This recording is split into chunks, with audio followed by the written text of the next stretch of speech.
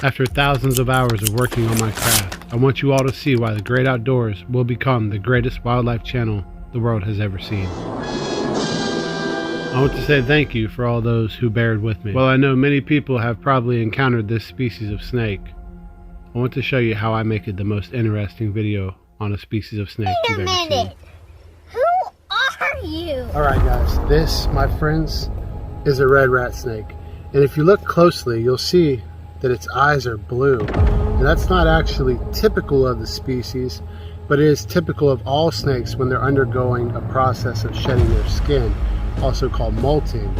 And when these snakes eat, they grow. They shed all their skin at one time. That's what creates the buttons on a rattlesnake's tail. Basically, it can be identified with a checkerboard belly, and then the red splotching on the thing that they You know the thing.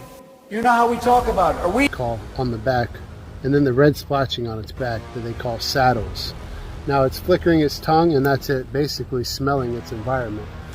These guys are extraordinary hunters. They're collubreds, and they constrict their prey.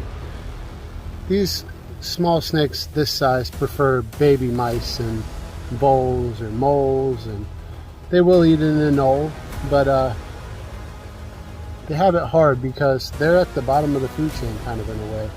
You know, just about any other predator can eat something like this. So we want to be real careful and ensure that all of the baby snakes that we get our hands on or run across have the ideal conditions to survive in the wild. I'm going to go ahead and let this beautiful baby red rat snake go, and it'll be on its way to hopefully grow up to a big snake. It's already well on its way. It's already going through molting, so it's ate a few meals in its life already, and maybe I'll see it again sometime in the future. Let's go ahead and do that. And I'm going to put him right back here on this log.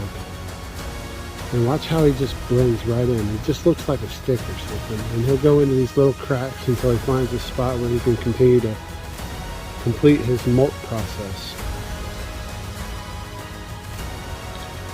These snakes are avid climbers.